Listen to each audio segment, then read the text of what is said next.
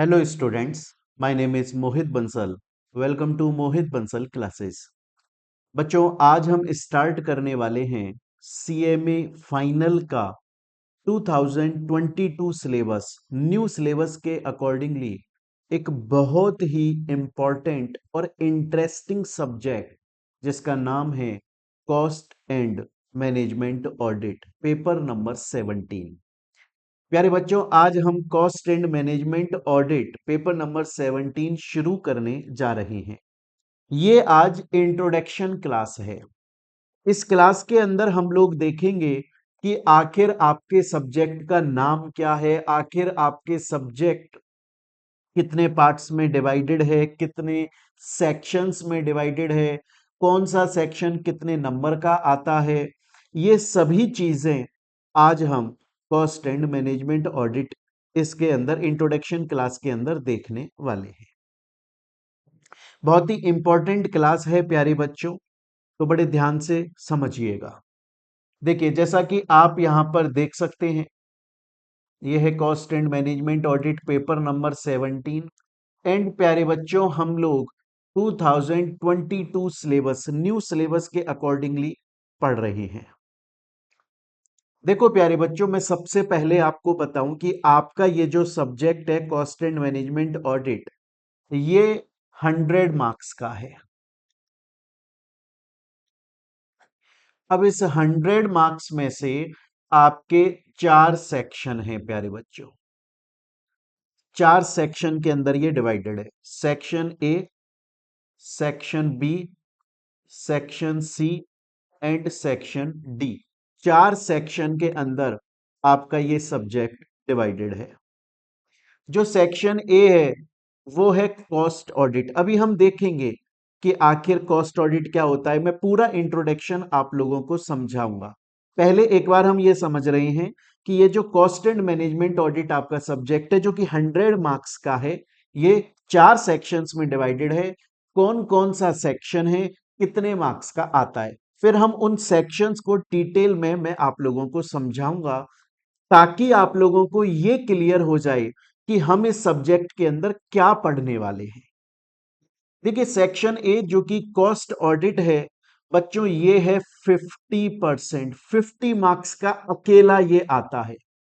मतलब शुरू के जो आपके 8 चैप्टर हैं, 1 to 8 चैप्टर्स, ये अकेले 50 मार्क्स के एग्जाम के अंदर पूछे जाते हैं. अरे ये मेरी बात समझ में आपको. फिर है आपका सेक्शन बी जो कि बात करता है मैनेजमेंट ऑडिट के बारे में, और यह है 25%, 25 मार्क्स का. और एक है आपका internal, section C, internal control, internal audit, operational audit and other related issues. यह है 15%, 15 मार्क का. एंड लास्ट है section D, forensic audit and anti money laundering. ये है आपके 10 मार्क्स का. तो basically cost and management audit paper number 17 4 sections में डिवाइडेड है. फर्स्ट सेक्शन सबसे ज्यादा मोस्ट इंपॉर्टेंट है क्योंकि वो अकेला 50 मार्क्स का आता है. बाकी तीनों सेक्शन मिलके 50 मार्क्स के आते हैं. क्लियर है ये चीज यहां तक. अब देखिए हर चैप्टर का भी वेटेज दिया हुआ है सीएमए इंस्टीट्यूट ने अपने स्टडी मेट के अंदर, मॉड्यूल के अंदर हर चैप्टर का सेपरेट वेटेज दिया हुआ है. पर उसको आप लोगों को नहीं पढ़ना है, ना ही चैप्टर के वेटेज को ध्यान में रखकर आप लोगों को तैयारी करनी है इस सब्जेक्ट की. क्योंकि बहुत बार ऐसा होता है कि जो चैप्टर आपको 10 मार्क्स का बोला गया है वो बहुत बार 10 मार्क्स का नहीं आता, कुछ 10% नहीं आता, वो शायद 2%, 3% का आता है. अदर चैप्टर जो 5% का बोला गया है वो 10 या 15% का आ जाता है. यहां तक की कहानी क्लियर है. अब क्वेश्चन ये आता है कि सर जो हमारा सेक्शन ए है कॉस्ट ऑडिट, आखिर उसका मतलब क्या होता है. देखिए बच्चों सबसे पहले आप ये समझिए, इस सब्जेक्ट के अंदर हम ऑडिट के बारे में बात करेंगे. ऑडिट शब्द का मतलब क्या होता है. ऑडिट शब्द का मतलब होता है कोई काम जो किसी ने ऑलरेडी कर दिया है उसको चेक करना कि क्या वो सही किया गया है. कहीं उसमें कोई गलती तो नहीं है। अगर कोई एरर है, गलती है या कोई फ्रॉड है तो उसको निकाल कर लेकर आना। ऑडिट का मतलब होता है किसी चीज की चेकिंग करना, किसी चीज का इन्वेस्टिगेशन करना। क्लियर है ये चीज यहां तक? इस चैप्टर के अंदर इस सब्जेक्ट के अंदर हम अलग अलग तरह की ऑडिट पढ़ेंगे।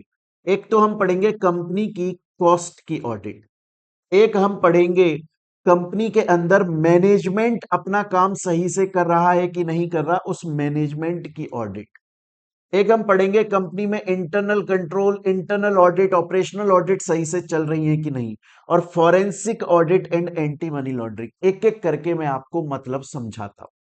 सबसे पहला मतलब देखेंगे कि सर कॉस्ट ऑडिट ये क्या है। देखिए आप समझने की कोशिश करें बच्चों। कोई भी कंपनी है, एग्जाम्पल के तौर पे ये कंपनी है एशियन पेंट्स मैन्युफैक्चरिंग कंपनी है, एशियन पेंट्स मैन्युफैक्चरिंग कंपनी है।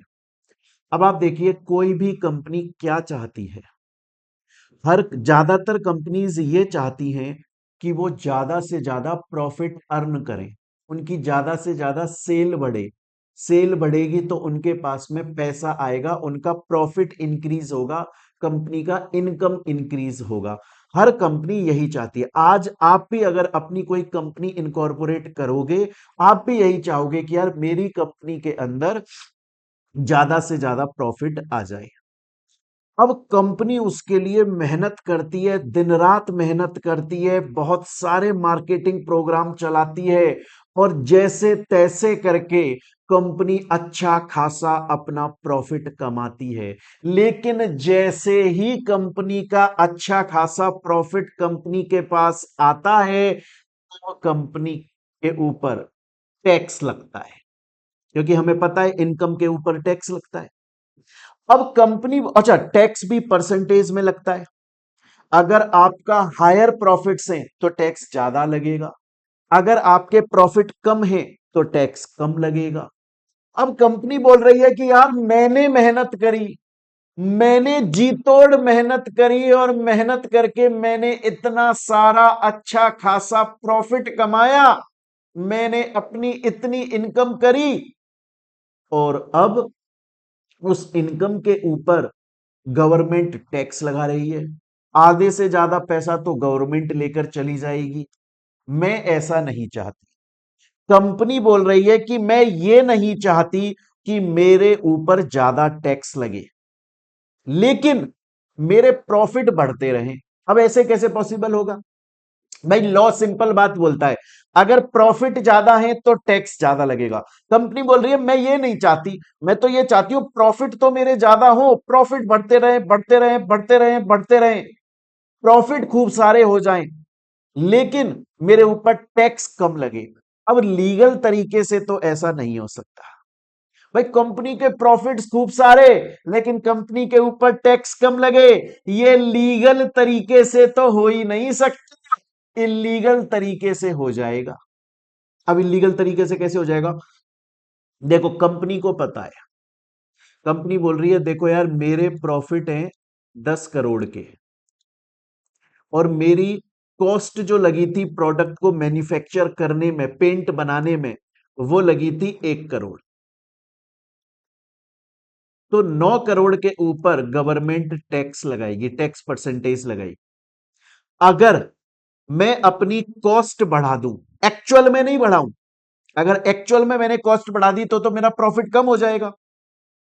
मुझे प्रॉफिट अपना हायर रखना है, प्रॉफिट ज्यादा रखना है, कॉस्ट लेकिन मुझे टैक्स बचाना है।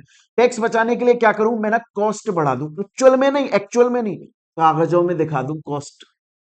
तो अब मैं ऐसा करता हूं, मेरा प्रॉफिट है सपोज करो 10 करोड़ का, और मैं कॉस्ट दिखा देता हूं 3 करोड़ का। लगी मेरी कॉस्ट एक्चुअली में 1 करोड़ ही थी, लगी तो 1 करोड़ थी कॉस्ट, पर क्योंकि मुझे टैक्स बचाना है, और टैक्स बचाने के लिए मेरे पास में एक इलीगल तरीका है कि मैं अपनी कॉस्ट बढ़ा चढ़ाकर दिखा दूं जबरदस्ती में, ताकि कॉस्ट को डिडक्ट करने के बाद में जो अमाउंट आए उसके ऊपर टैक्स का परसेंटेज लगे, तो मेरा टैक्स कम लगेगा। ये इलीगल तरीका है और काफी सारी कंपनीज ऐसा करती हैं।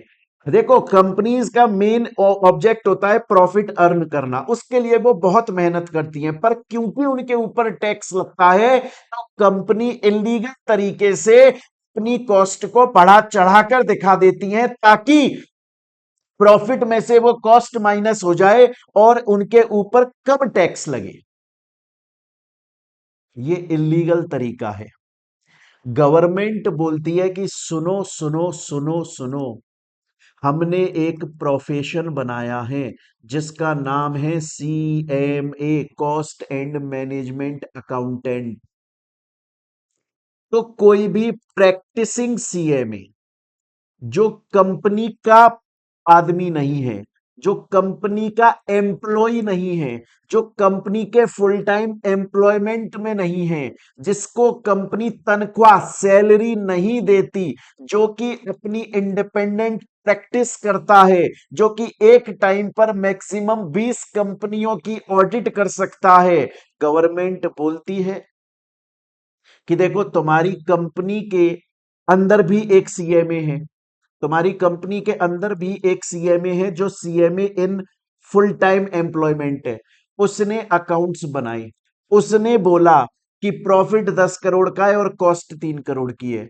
अब आप एक काम करो, आप बाहर से इंडिपेंडेंट, जो कंपनी को नहीं जानता, कंपनी उसको नहीं जानती, वो जब कंपनी में आएगा तो क्योंकि वो किसी को नहीं जानता इसलिए वो सिर्फ और सिर्फ ट्रू एंड फेयर मैनर में काम करेगा। ऐसे किसी practicing cost and management audit को, अकाउंटेंट को बुलाकर लाओ और ऑडिट करो और पता लगाओ क्या सच में इतनी कॉस्ट लगी है या फिर फ्रॉड हो रहा है, टैक्स बचाने के लिए फ्रॉड हो रहा है। तो बच्चों, हम इस सब्जेक्ट, ये जो पार्ट ए, सेक्शन ए है ना, कॉस्ट ऑडिट, इसके अंदर हम यही देखेंगे कि कॉस्ट ऑडिट क्या होती है, कॉस्ट ऑडिट कौन कर सकता है, बाहर से जो कॉस्ट ऑडिटर हम अपॉइंट करेंगे क्या क्वालिफिकेशन, क्या डिस्क्वालिफिकेशन होगी। सेक्शन ए जो 50 मार्क्स का है उसके अंदर यही चीज है, कौन कौन सी कॉस्ट जो है वो प्रोडक्ट के अंदर इंक्लूड होती है, कौन सी कॉस्ट इंक्लूड नहीं होती है, ये सब कुछ हम सेक्शन ए के अंदर पढ़ने वाले हैं। तो ये तो बात थी मेरे प्यारे बच्चों आपके सेक्शन ए के बारे में, ये तो बात थी आपके सेक्शन ए के बारे में। क्लियर है ये चीज यहां तक? प्यारे बच्चों, अब हम चलेंगे, ये तो हमने बात करी अभी तक सेक्शन ए के बारे में, अब हम चलेंगे प्यारे बच्चों सेक्शन बी के ऊपर, मैनेजमेंट ऑडिट। ये क्या बोलता है? देखो, मैनेजमेंट ऑडिट बड़ी सिंपल सी बात बोलता है, ये बोलता है कि कंपनी के अंदर मैनेजमेंट होना जरूरी है। अगर कंपनी के अंदर मैनेजमेंट नहीं होगा तो कोई भी अपनी रेस्पॉन्सिबिलिटी मानेगा ही नहीं। किसी को अगर हमने कुछ काम दिया तो वो काम सही से नहीं करेगा, प्रॉपर मैनर में, सही तरीके से कंपनी में काम नहीं चलेगा तो फिर कंपनी के अंदर फ्रॉड होने लग जाएगा, शेयर होल्डर्स खुश नहीं रहेंगे, गवर्नमेंट हम पे पेनल्टी लगाएगी। इसलिए कंपनी के अंदर प्रॉपर मैनेजमेंट होना चाहिए। अब कंपनी के अंदर प्रॉपर मैनेजमेंट है कि नहीं है, इस बात की भी चेकिंग करी जाती है। तो जिस तरीके से कंपनी की कॉस्ट की ऑडिट करने के लिए बाहर से कॉस्ट ऑडिटर हमने बुलाया, उसी तरीके से कंपनी के मैनेजमेंट की ऑडिट करने के लिए भी मैनेजमेंट ऑडिटर हम बुलाते हैं कंपनी में। तो हम उसके बारे में, मैनेजमेंट की ऑडिट कैसे होती है, कौन करता है, क्या क्वालिफिकेशन है, मैनेजमेंट ऑडिट करते वक्त क्या क्या चीजें ध्यान में रखता है, क्या क्या अपनी वो रिपोर्ट बनाता है, क्या कंपनी पे पेनल्टी लग सकती है, ये सभी चीजें हम इस सेक्शन बी के अंदर पढ़ेंगे।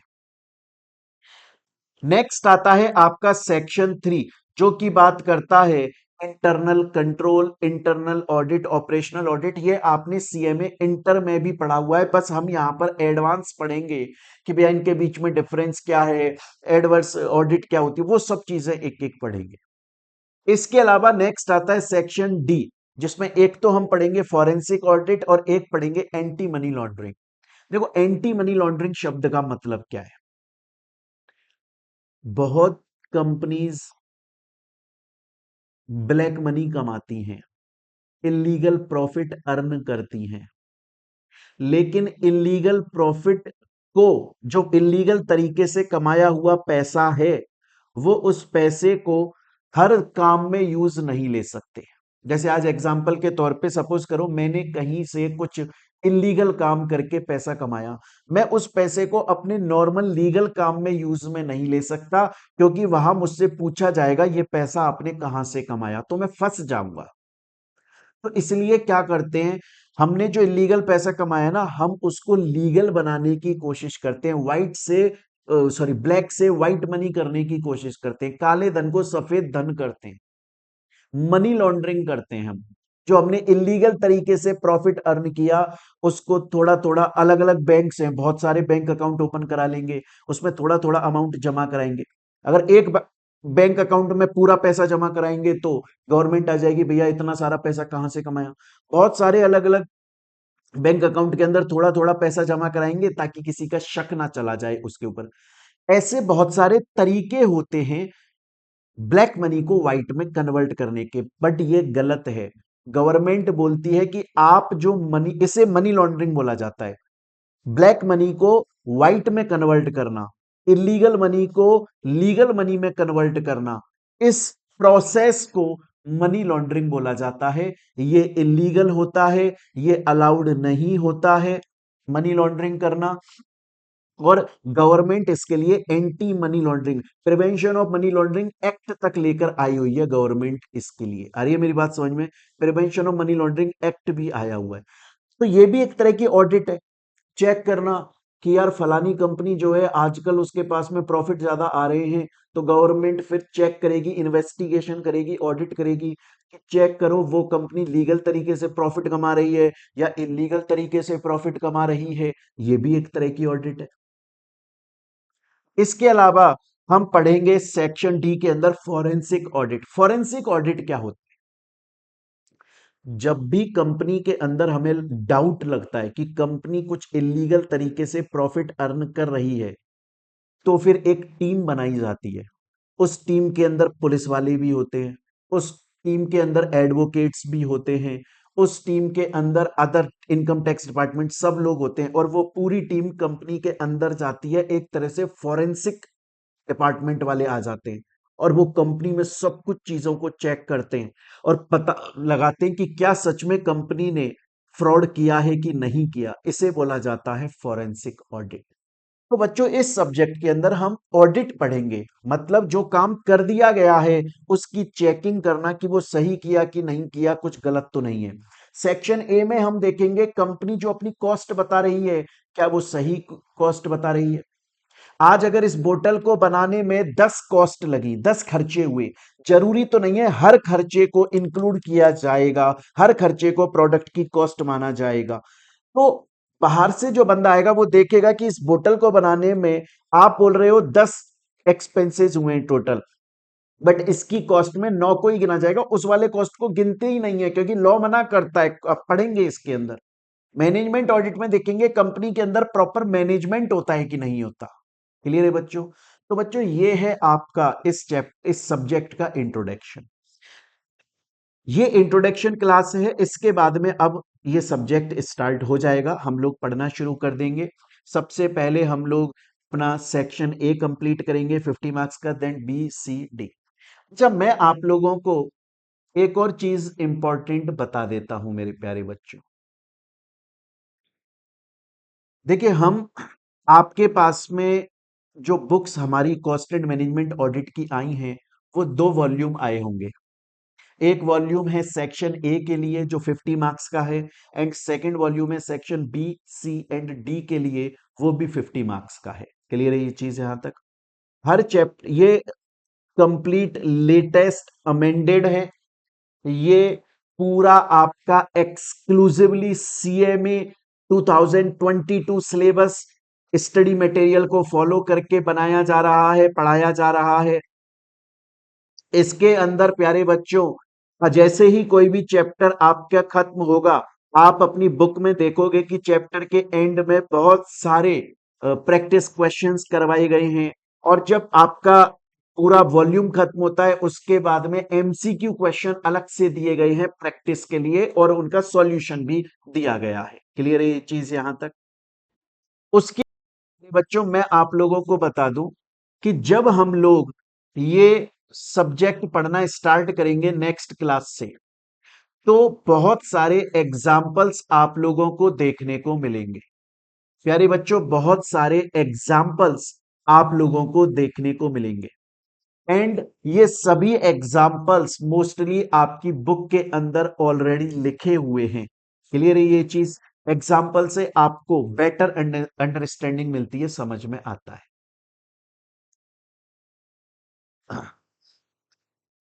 क्लियर है? देखो, इसके अलावा एक और चीज मैं इंपॉर्टेंट बताऊं प्यारे बच्चों, कि जो आपका स्टडी मटेरियल है, जो आपका सीएमए का मॉड्यूल है, हमने वो तो पूरा का पूरा फॉलो किया ही किया है, और उसका मॉड्यूल का स्टडी मटेरियल का एक एक कंटेंट हमने कवर किया है। उसके अलावा हमने कुछ एक्स्ट्रा कंटेंट भी आप लोगों को दिया है, कुछ एक्स्ट्रा कंटेंट जो कि आपके कॉस्ट एंड मैनेजमेंट ऑडिट के मॉड्यूल का पार्ट नहीं है, लेकिन एग्जाम में पूछा जाता है, वो हमने इसके अंदर बताया हुआ है। क्लियर है ये चीज यहां तक? अब बच्चों मैं आप लोगों को एक और इंपॉर्टेंट चीज बता देता हूं, बड़े ध्यान से सुनिएगा। आपका ये जो सब्जेक्ट है कॉस्ट एंड मैनेजमेंट ऑडिट, ये cost and management audit subject theoretically भी बहुत ज्यादा इंपॉर्टेंट है, और प्रैक्टिकली भी बहुत ज्यादा इंपॉर्टेंट है। ऐसा नहीं है कि सिर्फ न्यूमेरिकल्स आते हैं, नहीं, थ्योरी बहुत ज्यादा आती है और न्यूमेरिकल्स भी आते हैं। न्यूमेरिकल्स आपके चैप्टर 2 के अंदर, चैप्टर 4 के अंदर और चैप्टर 10 के अंदर दिए हुए हैं बस, लेकिन बहुत कम दिए हुए हैं। इसलिए हमने हमारे रजिस्टर्ड स्टूडेंट्स जिन्होंने हमसे क्लास परचेज करी हुई है, उनको हमने इनके अलावा और भी न्यूमेरिकल क्वेश्चंस दिए हुए हैं। काफी सारे न्यूमेरिकल क्वेश्चन एक्स्ट्रा हमने दिए हुए हैं प्रैक्टिस के लिए, और करीबन मेरे ख्याल से 67 से ज्यादा न्यूमेरिकल क्वेश्चंस हमने दिए प्रैक्टिस के लिए। वो आपके मॉड्यूल का पार्ट नहीं है, सिलेबस का पार्ट नहीं है, बट एग्जाम में पूछा जाता है। क्लियर है ये चीज यहां तक? तो चलिए बच्चों, ये आपकी इंट्रोडक्शन क्लास थी। इसमें हम लोगों ने देखा आपका सब्जेक्ट क्या है, कितने पार्ट्स में डिवाइडेड है, हमें इसके अंदर क्या क्या पढ़ना है, थ्योरेटिकली प्रैक्टिकली दोनों तरीके से ये इंपॉर्टेंट है। प्रैक्टिकल के लिए ये 3 चैप्टर मोस्ट इंपॉर्टेंट है, ऑल्दो हमने अपने स्टूडेंट्स को न्यूमेरिकल क्वेश्चन और एक्स्ट्रा कराए हुए हैं, क्योंकि बहुत बार वो आउट ऑफ सिलेबस एग्जाम में पूछ लिए जाते हैं, तो वो अपने सिलेबस के अंदर हमने कवर किए हैं। क्लियर है ये चीज? और हम ये जो पढ़ रहे हैं, फिर मैं बोल दूं, एक्सक्लूसिवली पढ़ रहे हैं, और ये मेरी आपको गारंटी है प्यारे बच्चों, कि एक बार हम जो अपनी क्लास पढ़ रहे हैं और हमारी जो बुक है उसको आपने कंप्लीट किया, तो आपको सीएमए का मॉड्यूल टच करने की जरूरत नहीं पड़ेगी इस सब्जेक्ट के लिए। चलिए, तो मिलते हैं प्यारे स्टूडेंट्स हम लोग अपनी नेक्स्ट क्लास के अंदर, वहां से आपका कोर्स स्टार्ट होगा। Thank you students, take care बच्चों।